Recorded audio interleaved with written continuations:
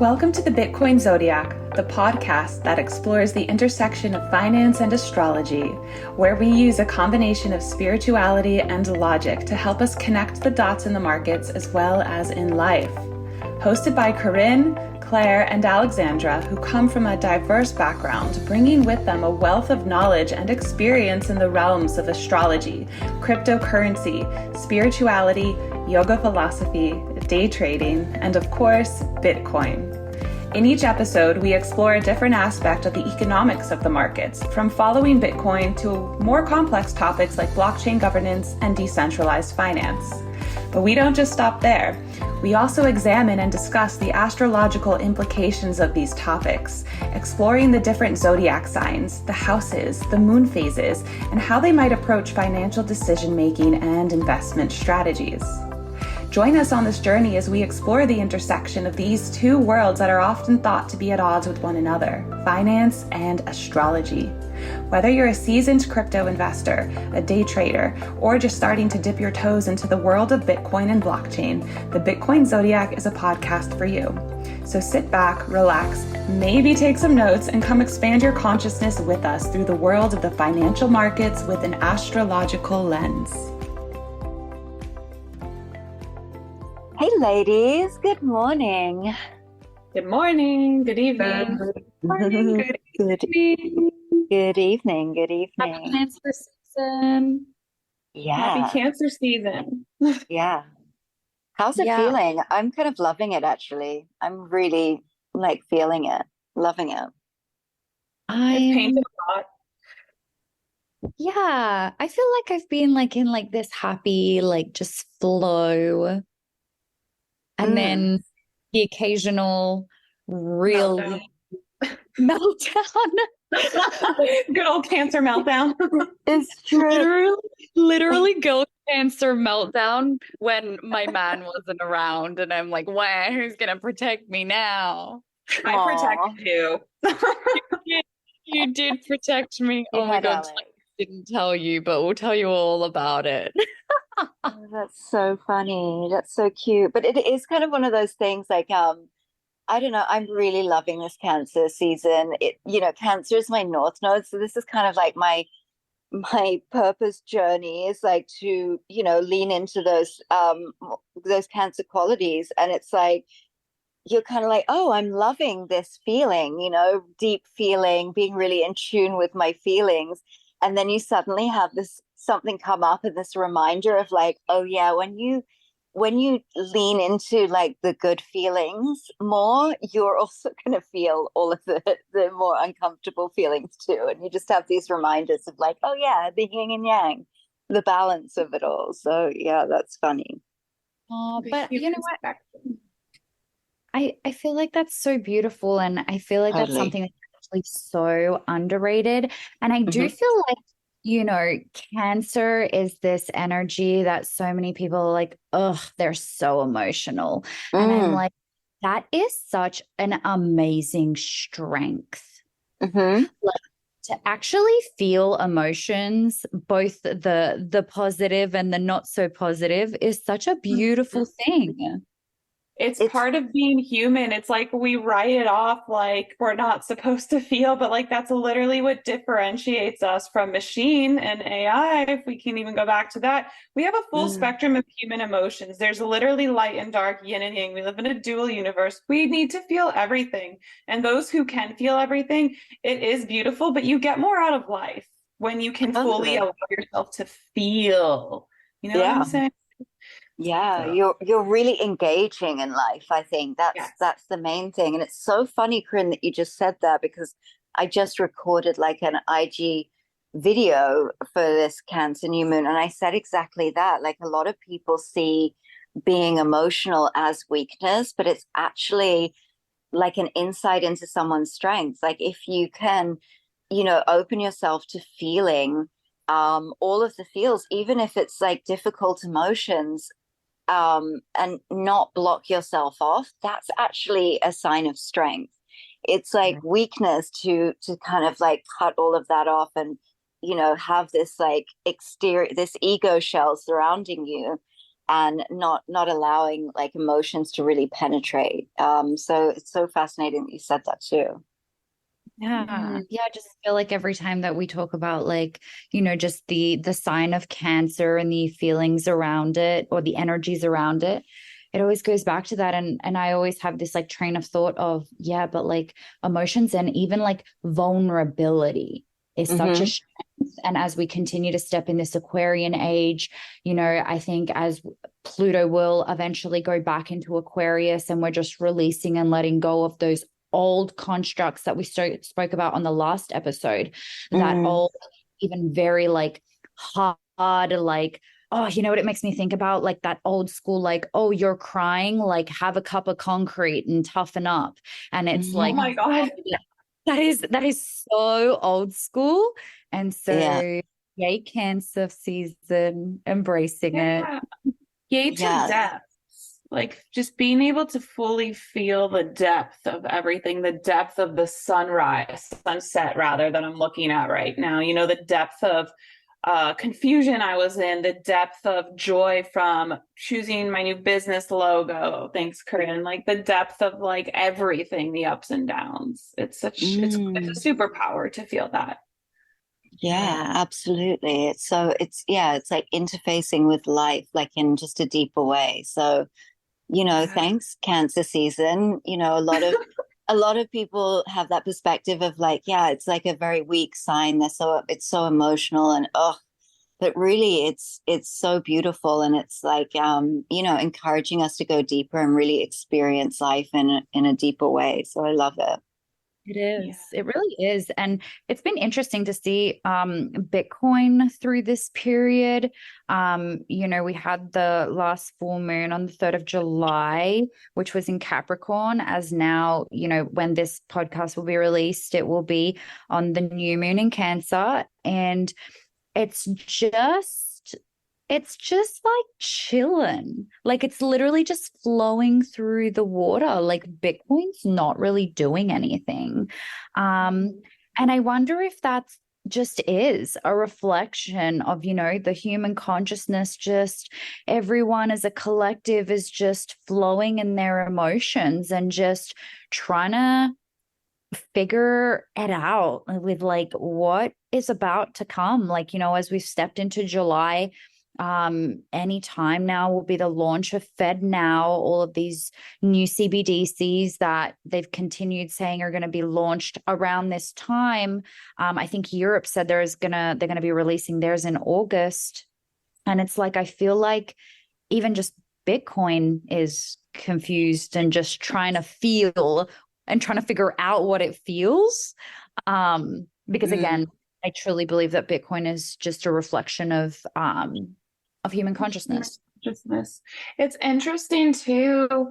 Like I spoke up on my Instagram stories the other day after we had interviewed Natalie Brunell, and I spoke to my audience that I know doesn't fully understand Bitcoin or doesn't fully understand crypto, but in the uncertainties, like the consolidation of Bitcoin representing, like you just said, current human consciousness, people are really starting to feel the effects of this inflation and this separation of wealth, the classes, the disappearance of the middle class. And I'm noticing more and more people starting to like open their ears up to what is Bitcoin, and not just price, but what is this new system of monetary evolution, monetary possibility. What does this mean for people? And so it's like I'm seeing people really start to kind of reconsider what they believe in, change their mind, open their mind, if you will.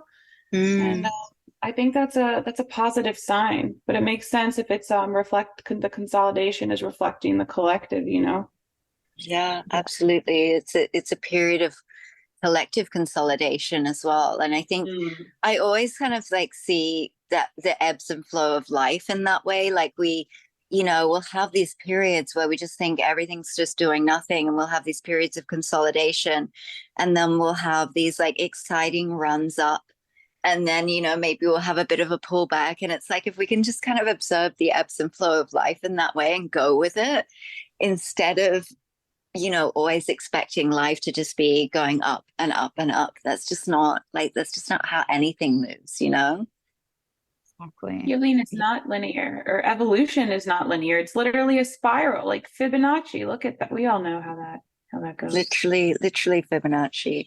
And I think it's interesting. I think in the last episode I said that I really would like to see Bitcoin consolidating above 32 and before this new moon, and we haven't seen that. So that does make me a little bit uncomfortable, because I feel like we may see a bit of a pullback on this full moon again, and then it begins that like move back up to try and reclaim those levels. So I sort of was hopeful that we would reclaim those levels and consolidate, across that. It's such a psychological level for the market as well. Like, a lot of people are waiting for that to sort of confirm their bullish bias, I guess. But I mean, I'm long-term bullish on Bitcoin anyway, so it doesn't bother me so much. But in terms of like technical levels that I would have liked to have seen us reach before this new moon, it would have been above that 32, and we haven't quite reached it. So I think that there will be this period of pullback, and then we start the move up again and try to reclaim those levels. So let's see how that plays out. Yeah, I think that's really interesting too. And, we say time and time again on this podcast that 2023, even just looking at the astrology, we're really not expecting a new all-time high. No. We're just really, this is just really the year of transformation and accumulation. That's what 2023 is about. And so I do agree with you. We did say we were hoping to see a higher push up above that, 31,500, 32,000.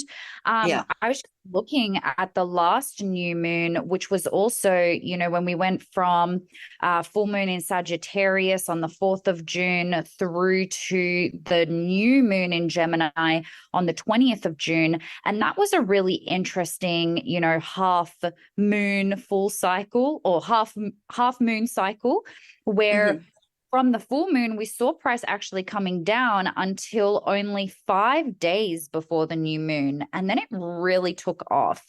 And I'm wondering if that's something similar that we may see, because when I look at the astrology around this new moon in Cancer, as well as, and we talked about it last episode, the North Node, finally from Taurus into Aries, even Uranus just has so many positive placements. I'm just really expecting, again, just from a strictly astrological standpoint, I'm like, we've got to see a more interesting move up. Now, is it going to be lived? Maybe not. But I'm very interested to see what price is going to do around this new moon. And then, like you said, I agree. I do think that then we will have that pullback towards the full moon. But I guess we'll be able to see around the new moon what price is going to do then, to then determine, okay, where really will we be going in price as we head down towards the full moon. So I was sort of seeing the same things, because I mean, look, I will remind everyone we're recording this on the 9th, 10th of July. So we do have a couple of more days before, we do have about a week before the new moon. So there is, time to see those moves. And I sort of am also with that Aries, that North Node in Aries, expecting some kind of impulsive move. So let's see, we still could reclaim those levels and, and see where we're at after that. So it's just a wait and see how Bitcoin, again, it's just very interesting to observe how Bitcoin reacts to these moves, because a lot of these different, like, larger planetary transits, Bitcoin, this is the first time Bitcoin has ever seen them. We've ever seen Bitcoin in them. So it is really quite interesting to see how that moves, those moves forward. Yeah, actually, while you're saying that, just as I go through and do my astrological analysis on primarily Bitcoin, one thing that I do always take into consideration is like, I go back, I back test. I'm like, okay, what did Bitcoin's price do last time that Mercury moved into Taurus or whatever it may be? But ever since we've really had a Saturn shift into Pisces, I've just seen the shifts and the changes and how we don't fully see the same things that occurred last time. And it kind of brings me to always remember, like, Corinne, yes, history doesn't repeat itself, but it sure does rhyme. And so you're just trying to find that rhythm rather than that complete duplication of what's happened in the past. But Saturn in Pisces just has been such an interesting energy. And I'm constantly remembered or reminded as to like, okay, Corinne, like, where is the illusion? Where is the illusion that Saturn in Pisces is bringing? And we still have a while to go until Saturn moves out of that. So, yeah. And we're in Saturn retrograde right now. Yeah. Ooh. Oh. Does that explain a few things? Yeah. Yep. Saturn in retrograde. If everybody's life lessons just keep on coming back right now, blame it on Saturn. My Saturn's in Capricorn, so it makes a lot of sense. Got it. Go on, Claire. Alex, do you also have some Cancer placements? I feel like you did. Yeah, my moon is in Cancer. My moon is in Cancer in the 9th house. Yeah, so this is kind of a big one for you. This is actually quite a big like time period for you because you've got your new moon and your moon in Cancer, and then you have your natal sun in Aquarius. So then you have that full moon at the end of this, like boxing that in. So it's quite a powerful time for you, I think. And my Saturn retrograde Capricorn from the last moon. Yeah, I'm going through a lot and I'm just really using all of my resources, my people, like just growing through it, trusting the new, and absolutely radically calling myself out in, am I repeating a pattern from the past? Okay, why? What are my options? If I can really just observe what my choices are. That's awesome. That's such a powerful way to view it. Yeah. It takes a lot of courage to do that. So shout out to you, Alex. I know Claire is working through it. So shout out to you and to anybody else that's listening that really goes in and embraces and does the self-reflection work. When you look in the mirror and you really like look at every single part of you, it takes a lot of courage.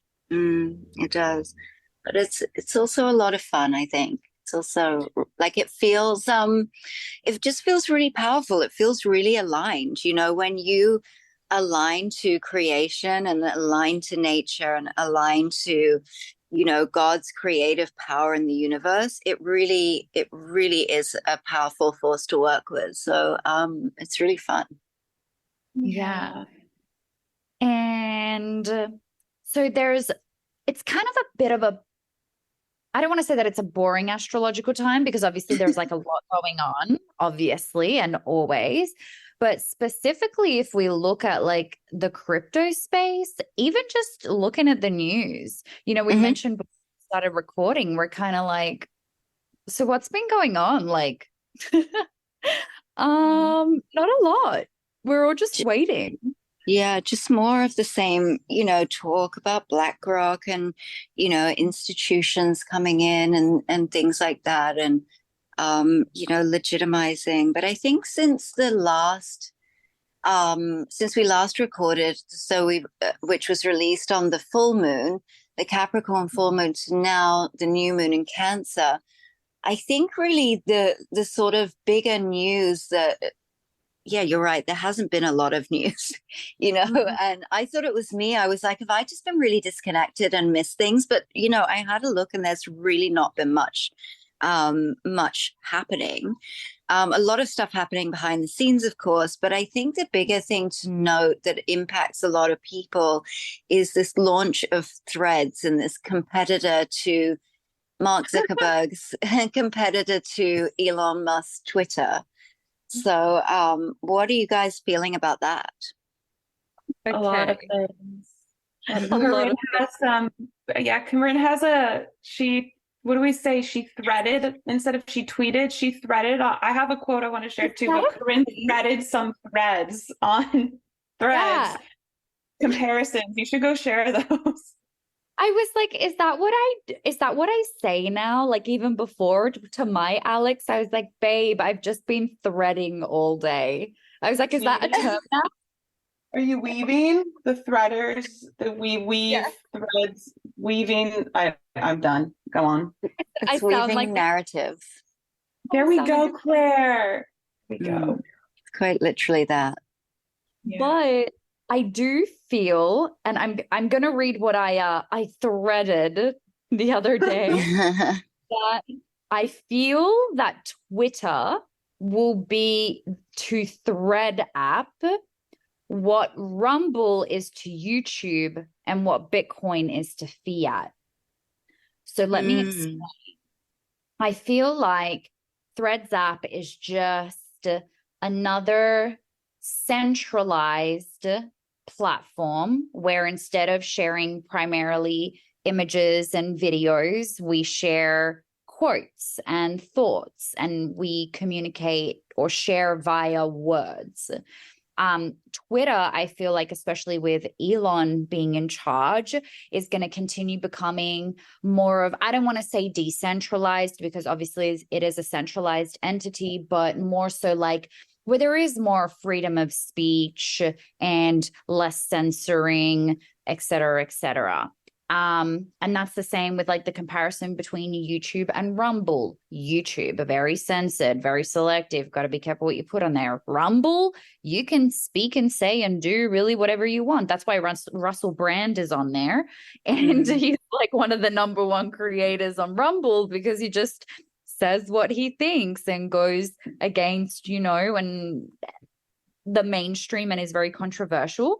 And then we have Bitcoin. Bitcoin is the Twitter and the Rumble, and the fiat is the YouTube and the Threads app. Does that make sense? Yeah. Yeah, that's kind of the train of thought behind it. So far. Yeah. What about you, ladies? I know that before we were talking about some of your feels around this. Well, I think I think Elon, what's interesting, I mean, look, Elon is pushing for free speech. And he may believe that in his heart. And this, might, buying Twitter might go along with that ideology that he has. But I think really his real reason for buying Twitter, I've heard a lot of people talk about that, is that it's a data set. And, data is the new oil.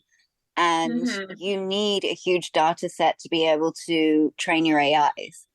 So, Elon, Tesla, like they have one of the most powerful supercomputers, AI, all of that kind of infrastructure. And so they need a data set with which to train their AI. And so one of the reasons why he also is pushing for it to be as uncensored as possible is because they need that to be open, to be able to, for their AI to be able to train from that. So I think, I'm not judging Elon's motives. I don't know him personally, and he may really be motivated by that.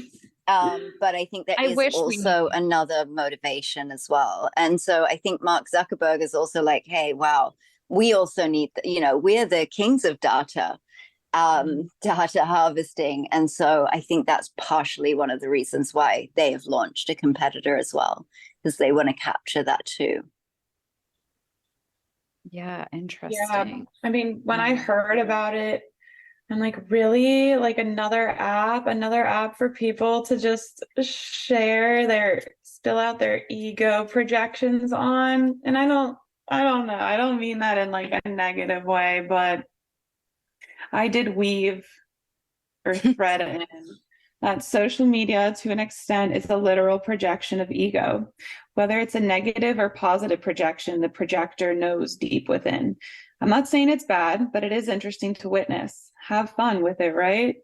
So it is interesting to see what people are sharing and projecting. And like, I know we can share things on Instagram now. I don't have Facebook, but Facebook, Instagram, Twitter, TikTok, Threads, and it's like, it's just another thing. And I'm like, whoa. And then jokingly, I was like, you guys all got to be wearing blue blockers. I hope so, right? Protect your eyes. Yeah,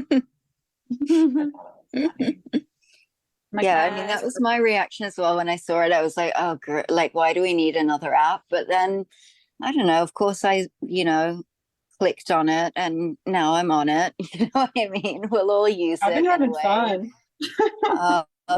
Yeah, and I think as well, like, it's again coming back to that thing that we've talked about the metaverse, about AI, about technology in general. And it's like, it's about you using it and not it using you. And I think there's that element that one of the things that I really love about social media is that there are people that I find really inspiring and really interesting, and their social media sort of gives you an insight to them that you never would have before. It's so much deeper than a magazine article, or even, previously, like in the early 2000s when blogs were really, a big deal and things like that.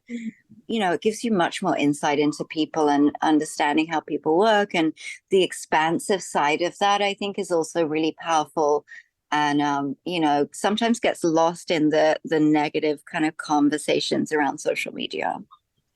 Yeah, I love social media. Like, I know I just was quick to call it an ego projection, but like, not all ego projections are negative.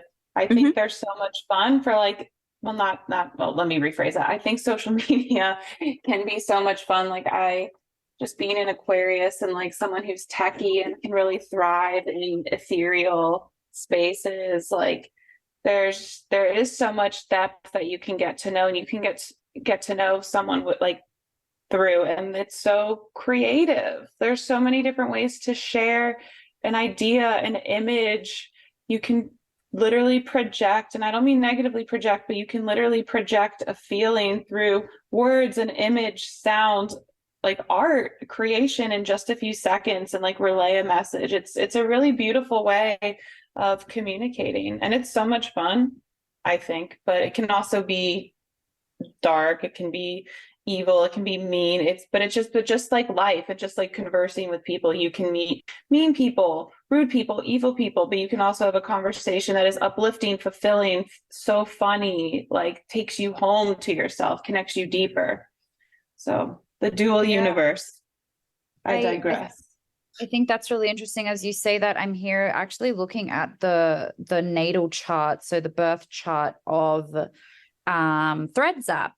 And, we spoke about how its rising is in Scorpio. And, I feel like that can be part of what may be the darkness. And I'll go more into depth on that in just a second. Whereas then I see its sun, which is the purpose, is in Cancer. And that's so aligned with so much of what we've spoken about already about Cancer in general as a sign and as an energy, and how it is so beautifully emotional, and that it's able to feel those emotions. And what you're just saying now, Alex, about, the beauty of social media, that we get to share things and what it is that we maybe truly are, or what it is that we feel. And it's just a reflection, a way that we can reflect or share our expression. It's a means of expression. And I feel that it's Cancer sun, which is really beautiful. It does then have, and even here, I believe that with every sign, there is the positives and then the things to work on. The shadow side. Yeah. Everything has a shadow side. Yeah. Exactly. So immediately, I know that Scorpio is another one that immediately, what's the word I'm thinking of? The mainstream thought of Scorpio is like, oh, darkness, and it like stings people and it hurts and they're mean, right? But some of my best friends are Scorpio, and they're definitely beautiful people. So there's obviously different sides to the Scorpio, but I feel like here, what is it that we saw that we spoke about with the rising in Scorpio and how that could be a not so great thing about threads? It's kind of it's not that it's necessarily that it's not a great thing, but it's definitely kind of like a sting to Twitter, right? It's Yes. Right. There it was. It's a kind of an open attack on Twitter, I think. And Right. yeah, it's interesting sort of how Facebook operates, or Meta, I think the company is called now. And, even with the origins of Facebook, there's a whole movie about it, that they, stole it. And then they copied Snapchat and created, created stories. And then they, copied TikTok and created Reels.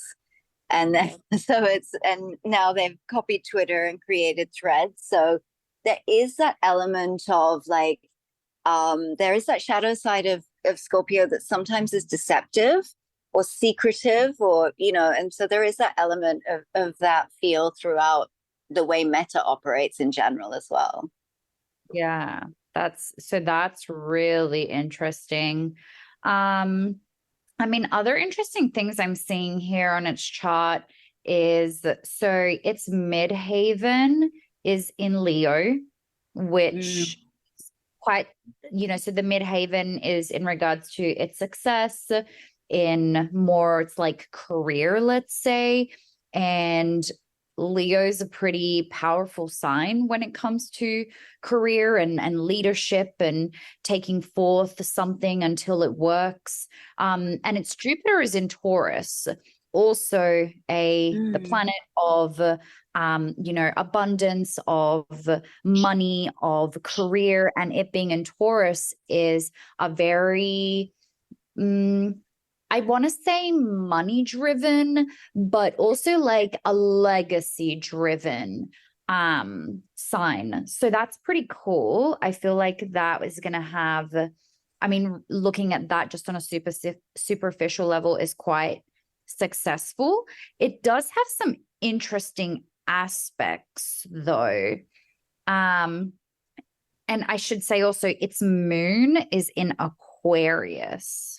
So it's like, the moon we really associate with like the roots, the mother in particular, and that it's in Aquarius, the sign of technology, is really cool. But more so, yeah, I feel like it's the moon in Aquarius that I'm seeing has a lot of interesting aspects. It's square Jupiter, it's square Uranus, and it's also in opposition to Mars and Venus. So if you're listening to this and you haven't watched our very first episode where we talk a lot about like the planets, the energies, the aspects, do go back and listen to that. But why I'm specifically pointing out oppositions and squares is because they're the most challenging aspects that are created. And let me just point out maybe the most interesting one, which I feel like could be Moon square Jupiter. So this aspect causes constantly increasing needs for emotion, for care, and for comfort. These people are introverts who seek intense religious lives, so belief and faith. They are very dependent on external conditions and they need to find their purpose of life. That just makes me think of a user on Threads and them and their increasing needs for external validation. Yeah. Right? What does that make you ladies think of as I read that? It's just the dopamine addiction is Yeah. really a problem is a real problem in our society. And I think it's really interesting, like, when I talk to some of my friends, kids, who are like obviously like Gen Z teenagers, Mhm. early teens and things like this, they're like such a magical generation, honestly. But this dopamine addiction is so destructive to them. It's like, we all the generations have a different sort of like Achilles heel. And I think this is for them because they've literally grown up as their brain is forming with this, And so I think that, yeah, all of these sort of things, that's sort of where we need to bring awareness. I think there's also this balance between, what we share. It's like, as Alex was saying earlier, it's such a beautiful, easy, quick way of, creative expression. Like you can literally just, if you have an idea, it's like so little effort to put that idea out into the world. Whereas previously, to write a book or create, a song or something like that, you can literally put an idea out into the world in like 5 seconds. And I think that that's like really beautiful aspect of social media. But you do have that darkness of this addiction to the dopamine, the continual dopamine hit, and also the recognition of data harvesting, like I was saying before as well. It's just we get to choose how much of ourselves we share. And so if we want to express a thought and birth something out into the world, we have that opportunity. But it's also like conscious of like, what am I keeping to myself? What's private? Like what's just for me and the people who I share my life with in real life, and it's that balance as well. Yeah. I have one of my cousins, she's 16, and she found out through social media that the guy she's been dating, or whatever you do at 16, dating's not like a word that they use, talking to whatever is with another girl. She found out through social media, right? And he's in like Costa Rica, she's in Paris, and so she's been like calling me all the time, and like everything that she's telling me, like she just wants someone to vent out to. So I just, I listen to her, remind her of her worth, and also something you don't want to hear at 16. But everything she's telling me is, this is from TikTok. This is from TikTok. This is from my Snapchat story. This is from my Snapchat story. Should I block him? What should I do? And I'm like, okay, block him. And she's like, okay, if I block him on Snapchat, then our streak is going to die. And I'm like, whoa, what is that? She's like, it's how many days we've snapped each other. And that has value. Like how many days we've talked to each other in a row. And I'm like, so if you block him on that, well, are you like, does that mean you block him on like TikTok, or like if you use Instagram, like, do you block his phone number? She's like, oh no, he could just text me. And I'm like, the mindset is so different. And then like, she's telling me she posts what she's going through on her stories. And I'm like, why are you sharing your personal experiences, like your emotions, that's just for you on your stories? And she's just like, what do you mean? And it's like the mindset, of course, 16 and, I'm in my 30s, it's so different, but it's just how social media has morphed, how they relate to each other on such a personal level socially at a young age. And I'm like, wow, it's just different. So yeah, age of what's Aquarius. that doing? Go on. I just said it's the age of Aquarius, and I think we're just going to continue seeing it as Pluto will go back into Aquarius. Wow. It's just this future, which is already the present. It's not even the future anymore. It's just this technological age that we are shifting and going through.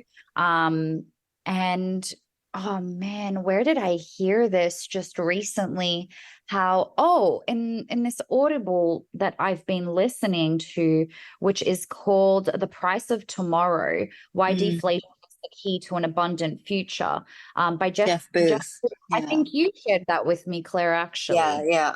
And I remember that too. I was just listening recently to it again, where they were talking about the fact that we as humans struggle so much to just change.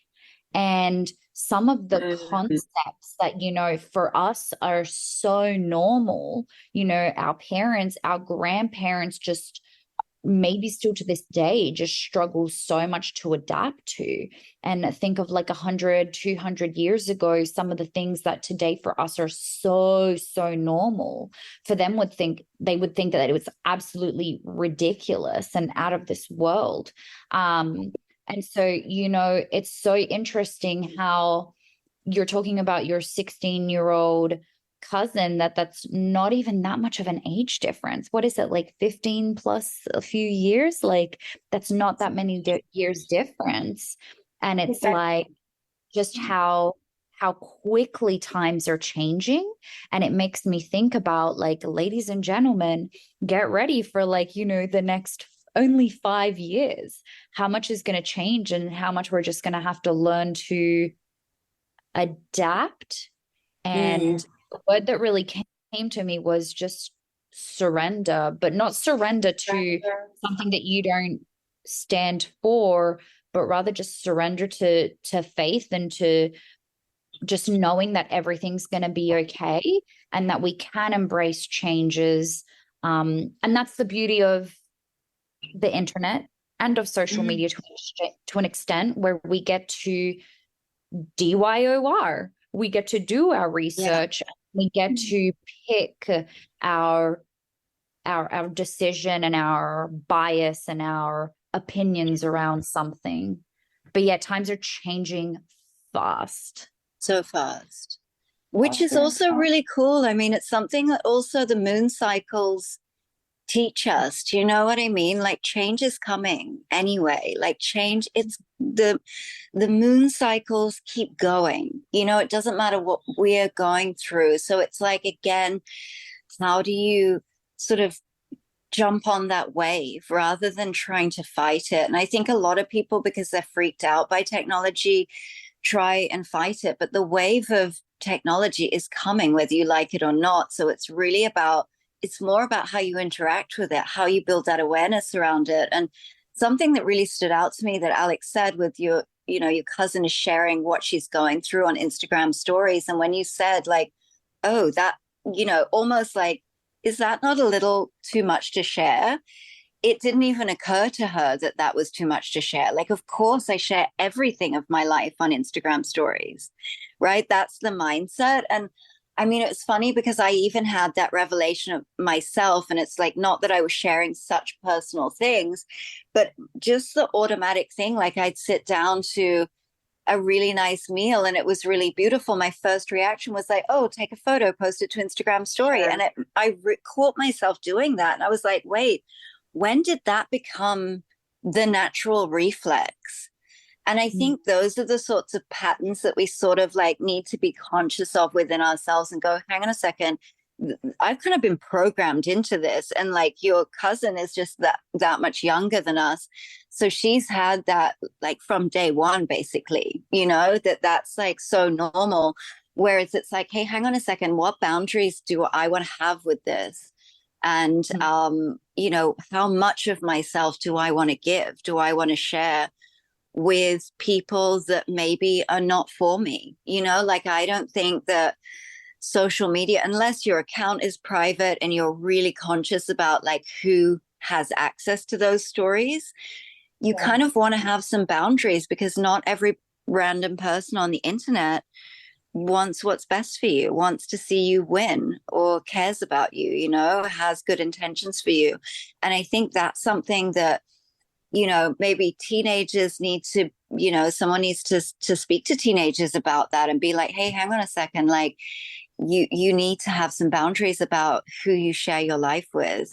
Because one of the things I think about social media more than anything is like, maybe 1,000 years ago, we only interacted with like our tribe, you know, 1,000, 2,000, you know, more than that really. But, you know, we interacted with very few people. It was just the people in our tribe. And then sort of as we evolved, it became like our immediate family. We've never had we haven't really changed much physiologically since then. But now we are energetically connected to thousands of people. And so it's like, what effect does that have on our nervous system? We have, there's only studies now that we're looking at how that affects our brain development, how that affects our nervous system, and all of those kind of things. So I think interacting with social media is so easy to just become a natural extension of ourselves. But really, it needs to be interfaced with in a way that, in a boundaried way. In the same way that people that we interact with in real life, we're like, hey, I have these boundaries and, healthy boundaries around how we interact with people. We need to be like even more aware of that with social media. Because again, like our emotions are currency. So your cousin sharing all of these deep emotions, it's, feeding that into the collective consciousness. And, she needs to, we all need to be aware of like, how much of myself am I giving? Who am I giving this energy to? Do these people have my best interests at heart? Do they wish me well? Do they want good for me? And that's definitely some questions I think worth asking. Wow. Yeah, it's like, what are you contributing to? Are you contributing to the collective drama? You know what I mean? Like, we see the same memes, you share a meme, it's like you're jumping on that energetic trail, like before, or like perpetuating it rather. But before we started this podcast, I don't know if you guys remember, my social media was private. I was not posting. I think I took 60 days off. And when and I had moved the app on my phone, so it wasn't in that like, where Instagram is on my phone, I'm like programmed to go click it in between tasks, as Corinne witnessed this weekend as we were working. I'll just go and click it. But my point is, I took this break, and when this podcast went public, that was when I decided to make my social media account public again. And in my mind, I was able to witness how almost this feeling of like shock or just like exhaustion, like shock. It was like shock combined with exhaustion when I'd be having my morning hot water and scrolling through, like the main page on your Instagram, what's that called? Your I forget what it's called. Your what is it? Your the homepage, and like that your page grid. No, not the grid. What's it called? I'll go on right now. Explore page. The explore page. Yes. I remember, like day 2 or day 1 being back on Instagram, looking at my explore page and feeling like I just had life force robbed of me, because I'm like, how abnormal is it for me to have just seen and digested and exchanged my energy, which is my attention, with someone baking bread, this little puppy over there, this tree there, whatever my feed was, somebody crying about this, a meme about this political stuff, this de-dollarization stuff. And I'm like, I just digested all of that within 3 minutes, and it's not even 8 a.m. yet. And I'm like, that's so overwhelming, and that taxed my nervous system. And like, people are just used to this. And so I'm kind of used to it now, because like my social media is like not private anymore. But that was stepping out of it made me realize how much people are just in it on an unconscious level and giving away their energy to it. So I think, of course, intentional posting, the time when you post what you're posting about, what you're sharing is, it's good to be intentional about it. It's good to be clear about it, and to not project, which is what we see a lot of on, even Twitter. But I digress. No, absolutely. And that's yes, I see everything that you said. And I went through the opposite, where I was on my social media 24/7 as I built my business very rapidly the past couple of years. And it came to, me really like towards the end of last year, mid last year, where I just realized I was so exhausted. And as I started to really level up in my spiritual journey, I just really like took a massive step back from social media, to the point that I literally felt sick going on social media. I really had to just like disassociate myself with it for a long time, and to bring myself back on there now, because it is a key part of my business still to this day. I really view now my social media, or I've had to put really strict rules around it for myself, like boundaries for me and my health, my mental as well as my physical health. Because if you sit there for hours scrolling, not so good. And I've just put these boundaries of, this is when I post. This is when I go on there. I have a maximum of a 1 hour time limit on Instagram a day on my phone. So I catch myself, and I often even move the location of the app on my phone so that I trigger my brain and I can catch myself where I'm like, wait, the app's not there. Wait, why am I going on there when I was actually just going on my phone to respond to this other message? So it's cool that we're becoming like aware of it. And as we grow, we get to set boundaries even with ourselves and with our social media and with our dopamine kicks. And I love that we're reflecting on all of this while Mercury's in Cancer too. That's like perfect. It's just looking, I'm like, oh, let me look at the astrology. But tomorrow, which is going to be the 11th of July, or the day after, right? 10th, 11th of July, we have Mercury actually shifting into Leo, which will really change the communication from moving from a Cancer energy to a Leo energy. Mercury's quite powerful. So get ready for a lot more direct communication, probably from people, which is really cool because Mars is just shifting into Virgo today. So that's going to be a lot of very direct talk, no beating around the bush, and just straight to the point. So this is going to be really a time to get things done and communicate the way that we need to. Please continue to also put love around your communication, people. We step into this time. But yeah, that's some really cool energies that are coming up. Yeah, I think it's just calling us to be really sort of intentional and conscious of our communication. Because I think, you know, even talking about social media, you know, when all of these things started coming out, like when I was a teenager and MySpace was coming out, you know what I mean? Those kind of things.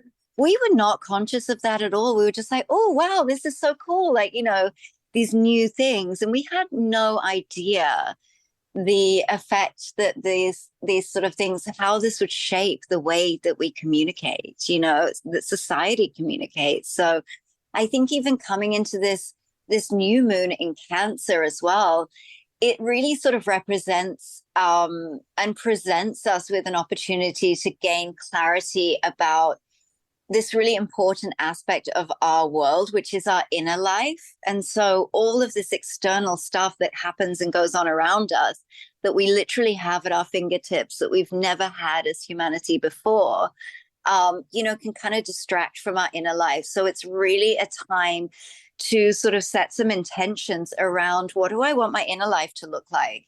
My roots, my closest familial relationships, you know, and really like focus on nurturing that. Like Cancer is really associated with nurturing emotions, security. So it's like really taking a look at that inner world. And, you know, it's ruled by the moon, which again symbolizes like mother energy, intuition, instincts, and the sort of fluctuation of emotions. So I think it will be interesting in the context of Bitcoin to sort of see, you know, this Cancer new moon. It's, you know, because as we've always said on the charts, it's like a reflection of human emotions and how people are feeling about Bitcoin. And that's what shows up on the charts. So we may see some fluctuations, I think, in that. But I think it's really about setting intentions, like maybe even in the context of Bitcoin, looking at like what emotions does Bitcoin stir in me? Like, what are my belief systems around Bitcoin? Am I just in it to, oh, I hope this goes, I'm buying some and I hope this goes up. Are you just trading it on a daily basis and you're sort of trading those fluctuations? Or, are the emotions more around like, the future, stability, hard money, those kind of things? So I think it's a time to sort of, observe that and set some intentions around that as well. Yeah, perfect time to do so, especially around a new moon. Yes. Intentions. And, on Bitcoin, we then really have this period of time with not too many shifts. And again, like I said, it's kind of like boring astrology, let's call it, during this time.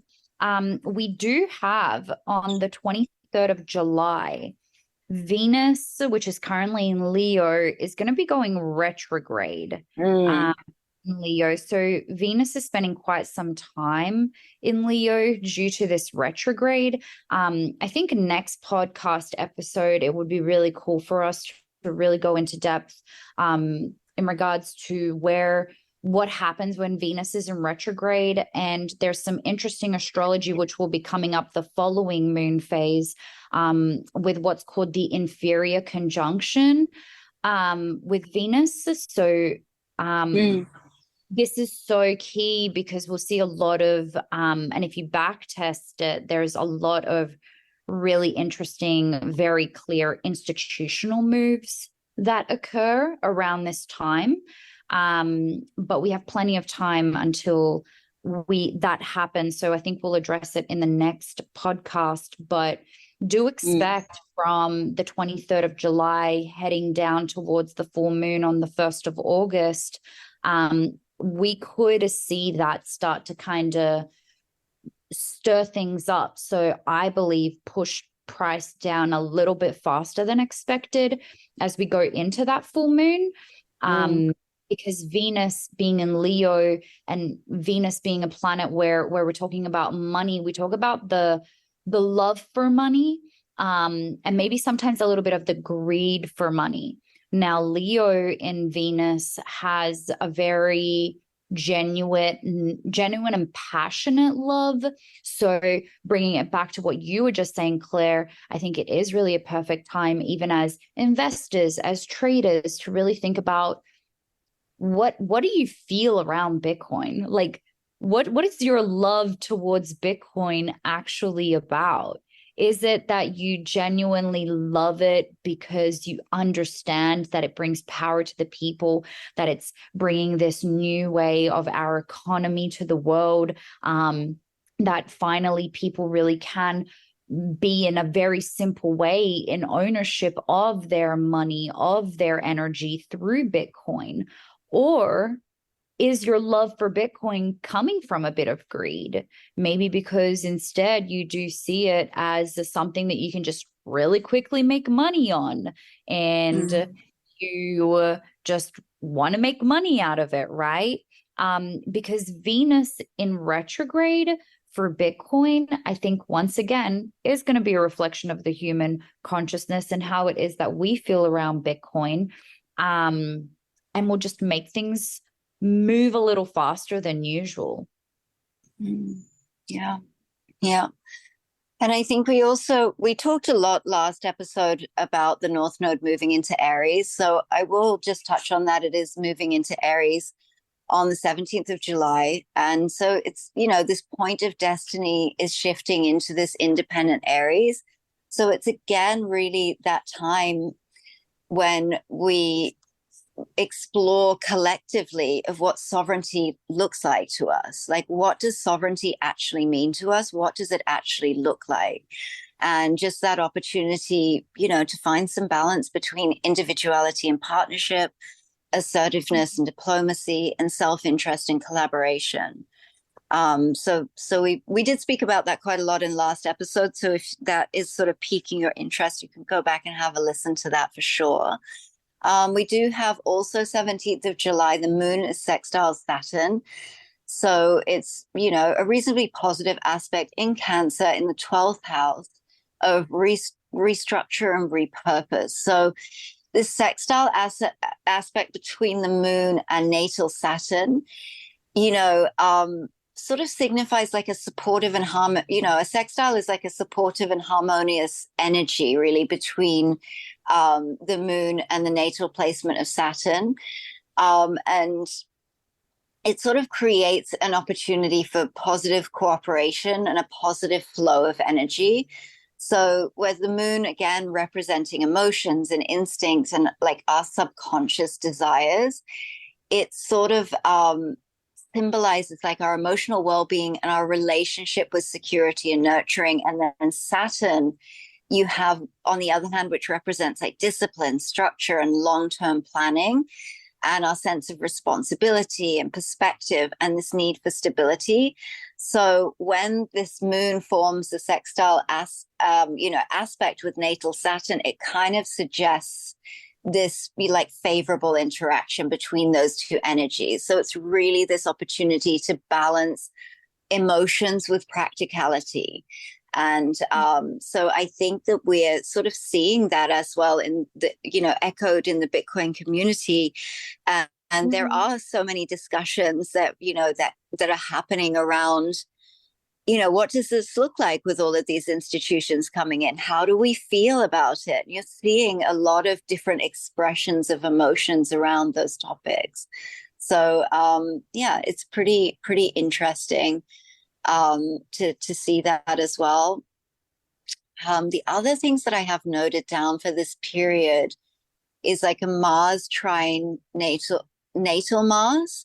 So it's like the Mars transit is trine natal Mars, and that's on the 19th of July. So that's also like a trine is like a positive exchange of energy. And or sort of a more neutral to positive, but generally positive. And that's in Virgo in the second house of money, trade, and interest rates. And I just found something interesting to note is that particular date, I think it's on that day or the day after, we have the employment claims coming through, the unemployment figures. And then a week later, we have the FOMC press conference and the Fed funds rate announcement. So that kind of ties in with that trade, money, and interest rates. And so it's like Mars represents this like action, drive, ambition, and assertiveness. So it's like symbolizes this energy of passion and the pursuit of goals.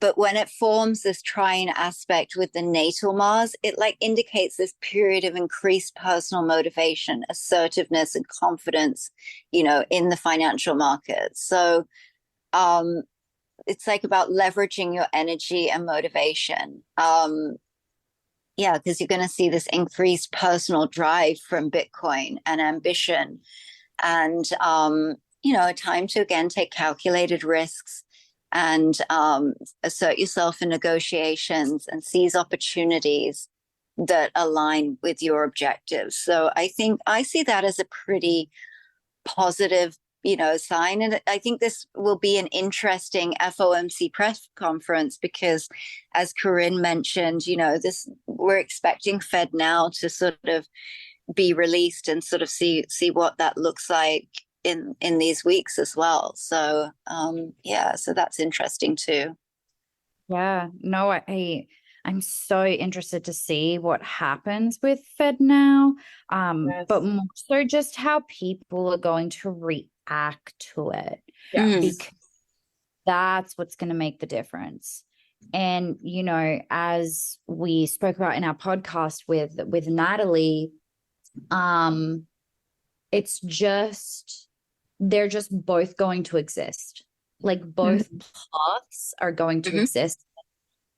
And people will just need to choose. Is this the time? And this is a new moon in Cancer, ladies and gentlemen. Make sure that you're really sitting and talking to yourself and really seeing like, okay, what do I believe in? What type of life also do I want to create for myself? And am I preparing myself to live a decentralized life?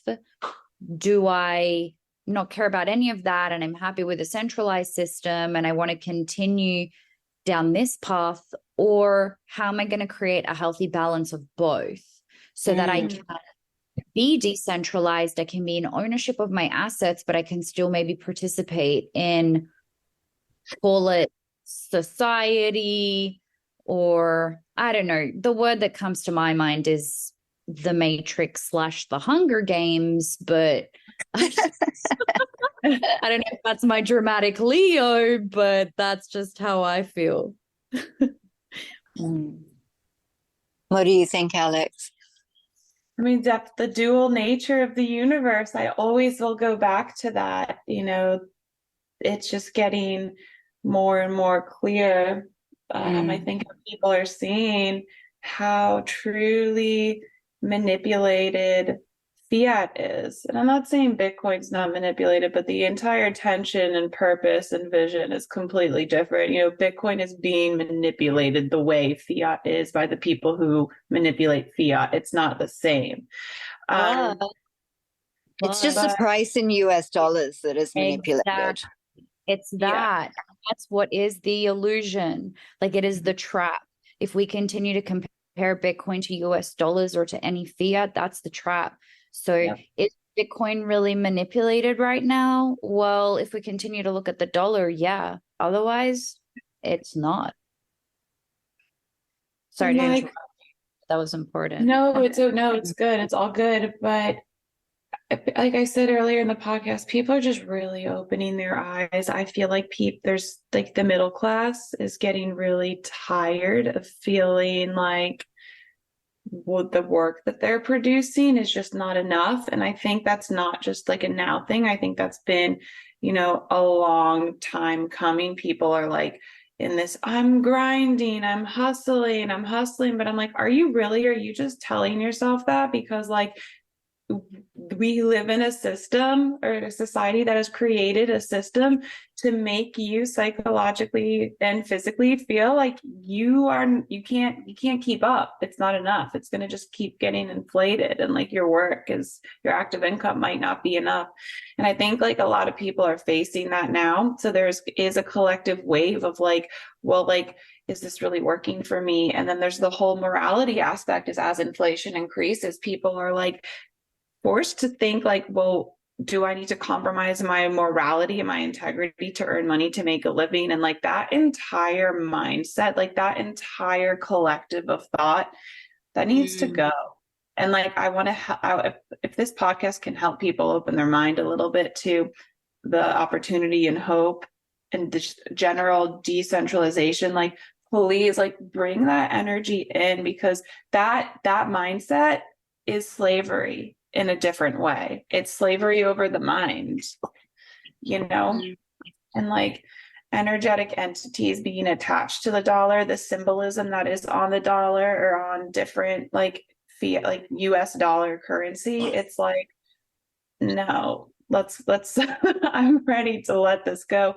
But again, it's being able to know what it is and know how to live in the matrix, but also have that access to your own authenticity, to higher consciousness, to 5D consciousness, which is that 5D consciousness is like is a reality to a lot of people. Like there's people who love Bitcoin who understand that difference between the 3D and the 5D. And that is, I don't know if I'm making sense now, but that's a big indicator that we are in a positive evolution. For me, the people are positively evolving together. Like there's much more of the people than there is of the people who run the markets. Do you know what I'm saying? Natalie said that on the last podcast too. Yeah, I really enjoyed interviewing her because it was just it's always so great to get this confirmation, like that people who are outside of our, our realm, or like our friend group, or our, constant communication with us. She was really talking about a lot of the things that we talk about on this podcast and was really aligned with it. And I think where you said, where you were just talking about how, you're ready to let this go and to move out of it. I kind of loved what she said as well about having this, like, we don't really want this crazy, abrupt, everybody floods into Bitcoin. You know what I mean? We don't want this like really abrupt shift in reality. It's this shock factor. Yeah. I mean, that may happen at some point. We don't know. But how we're always talking about, like, it would just be really nice to have this gradual build of adoption, and people gradually move over to Bitcoin and to hard sound money. And so it was really nice to sort of hear from outside of ourselves, someone else confirming that and, holding that view. And there was a lot of things that she talked about in that interview that were, we often talk about on this podcast too. So I think it's really lovely to have that confirmation from someone who's so knowledgeable as well in the space. Yeah, it was awesome. Yeah, it's in the collective. Like, when I say, for the listeners out there, when I say the collective, there's a collective, I'm talking about the collective of thoughts, the collective belief system, like the collective etheric invisible cloud of our thoughts that the iCloud mimics, for example. So if, like what Claire was just saying, Natalie was on our podcast the other week, and she's talking about themes that we speak about, and we're not in constant communication with her. It is just proof of work. Like, it's really working, that there is proof of humanity's evolution for the highest and greatest good on a monetary value that is not manipulated and corrupt to keep people on this hamster wheel of, I need to grind, I need to produce more, I need to hustle, like, because the reality is, like, the fiat system, it's like, it's just not it's the enough, like, and everyone is enough, and everyone's inherent worth is beyond this, like, fiat dollar monetary system, even though it may be hard to see it that way. So I just got off on a rant. So here's to compassion for everyone going through it. There's hope.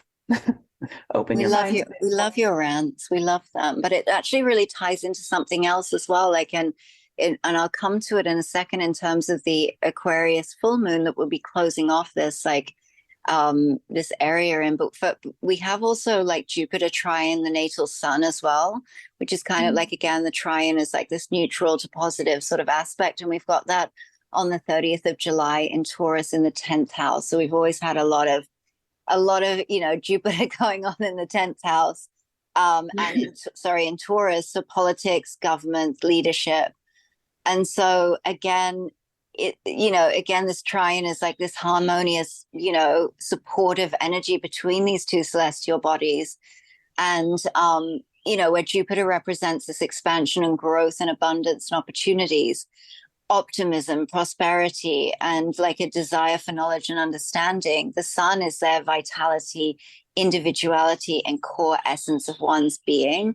So it's like, I'm wondering if we're going to see more positivity in the realm of government, politics, leadership for Bitcoin, in recognizing its individuality, its uniqueness, and its core essence. And I feel that that's kind of like going to be expanded and magnified towards the end of this month, which is interesting. So it's time to sort of seize those opportunities. That's the message of this aspect, is seize those opportunities for growth and align to that. And then we kind of come into our full moon in Aquarius on the 2nd of August, which, Alex, you kind of touched on this in a sense, because Aquarius, as you know, it's your natal sun sign, is really about that, collaboration as well, collaboration over competition. It's about this societal change and evolution. And, of course, it's innovation, individuality, and unconventional thinking. And, ruled by Uranus, which is the planet of change and unexpected events.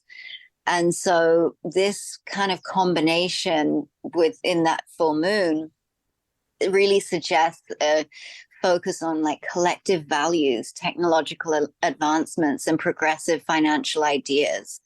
So it's sort of with that full moon, the release of the full moon is sort of letting go of everything that doesn't align to that.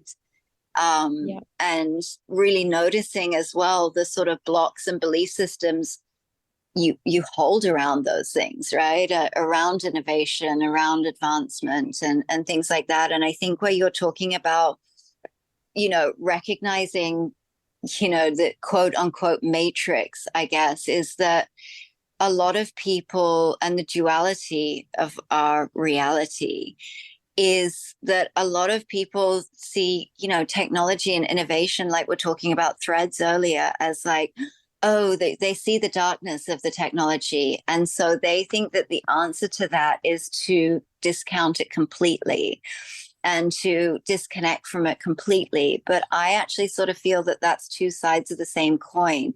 You have one side where people are completely obsessed, hypnotized, addicted.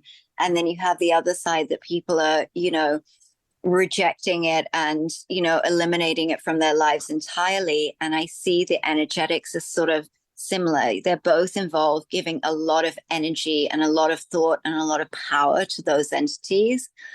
And whereas I'm discovering that more and more the sacred ground is like the middle ground on a lot of these things. And, when it comes to technology, innovation, it's really like, okay, so yeah, there are aspects of it I don't love that I'm not, I'm going to be conscious that I don't engage in. But there are also aspects of this evolution that I do really love. And that's where I'm going to channel that in. So it's really like holding that middle ground and being able to observe the dualities. I think that's really powerful and very Aquarian also. Yeah. I'm so happy. Like, you took the words right out of my mouth in regards to this next full moon, because even with one of my coaching clients today, we were just talking, or what really came up that is a theme going forward in life right now for many of us is that we're really stepping away from this competition. Like, competition is so old school. Like, I even heard it in a podcast the other day that really the currency of the future is community. So it's all about collaboration. Start looking around you and who can you collaborate with? Who can you grow with? Like, for example, here on the Bitcoin Zodiac, it's so cool. And I'm sure that as you guys continue listening to these podcasts, you're going to see how each one of us is so different. And we all have like, our little, call it superpower. And that's what makes like our energies together so cool, because we bring different aspects and different backgrounds to this podcast, and we bring it to one collective purpose, mission, and message. But that's what we're really stepping into, or releasing the final. And not final. Obviously, we continue to grow, but around this full moon, it's like letting go of, again, more old constructs. Last full moon was about the old systems and beliefs around money. And this one is like releasing and letting go of these old constructs about competition, and also your views around technology. Why not use technology to advance? Why not use technology to your advantage to make life easier for you, so that you can step more and more into that superpower of yours? That's really what I feel like this next full moon is so about. And that, in regards to Bitcoin, price probably is going to have a healthy pullback that we're probably going to be in need of. But that's okay, because every time there is a release, and especially around this full moon, I will think about, that's okay. Those are going to be the people that don't fully believe and understand what Bitcoin is, and the community that is behind Bitcoin and what Bitcoin is bringing to our world. So it's going to be a very, very great full moon. I'm excited for it. Also because it's my birthday. Yeah. Yay! We love birthdays. Yay, birthdays. Leo season. Yeah. It's Collaboration over fully Leo season. Do you want to say something about coming into Leo season? Because I didn't mention that either. 22nd, Leo season really starts. And like, I don't know, Corinne, I feel like you really embody this Leo energy. I love it too. It's my rising sign. But did you want to speak to like what that sort of means for this time? Because I mean, I love it. I think it's a really Yeah. powerful time. Yeah, absolutely. I feel like Leo, of course, is a fire sign. I feel like it really is like the king or the queen of the jungle, but it's like very much like this leadership within self energy. And it's about going and really stepping into that purpose, stepping into, once again, your superpowers and into that leadership. And we're all leaders in some way, shape, or form in our lives. So whether you're leading a family, a sports group, a business, a job, or whatever it may be, right? It's really about stepping into that power within yourself. And I feel like Leo season is such a beautiful time also to really think about like your tribe and the purpose that you have for your tribe. Leo is such like a genuine, like loving for family. Like if anybody knows me, they know there is no way you can mess with my family because I will literally turn into a roaring lion if anybody does anything to, my family, for example, or really your tribe, whatever that means for you. And so I think it's a really beautiful time to also show love and appreciation for your tribe and for what it is that they bring you. Once again, really aligns with this stepping into collaboration rather than competition, and community being the currency of the future.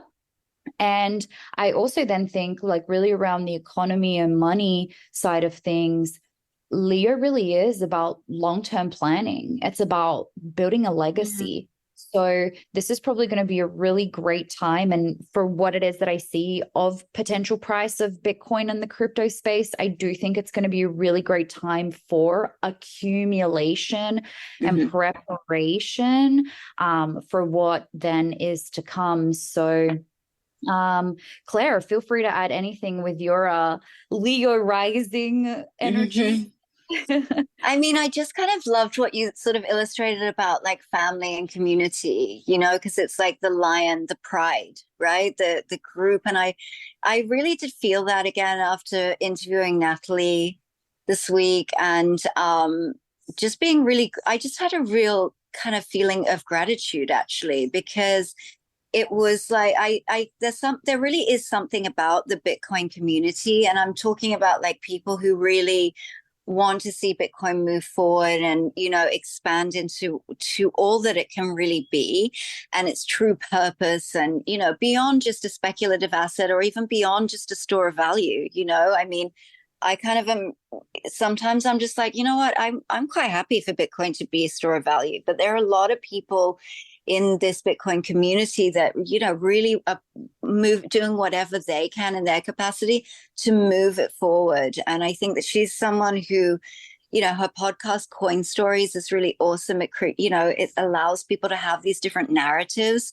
which is also the idea of us bringing other people onto the podcast to share their story as well. This sort of shapes these narratives around Bitcoin and what Bitcoin means to us. But one of the things that I just really noticed, and again was confirmed by interviewing her, was there's something about the Bitcoin community and that people are really nice. You know what I mean? Like a genuinely good people and a really nice people. And that's always just something that I find is a really cool confirmation of like this kind of Bitcoin family and these people that are contributing so beautifully to the Bitcoin community, and just turn out to be really nice people as well. And I think it's just a really nice reflection of Bitcoin and Bitcoin's community. That's right. I love Collaboration over competition. Correctamundo. Yes. Does anybody else have anything to add, or should we close it there? I don't think so. I don't. This was great. Beautiful. I think that was beautiful ending. Peace, love, and Bitcoin, everybody. Collab, love each other. Bring that Cancer lovingness and deep caringness into this next Leo season.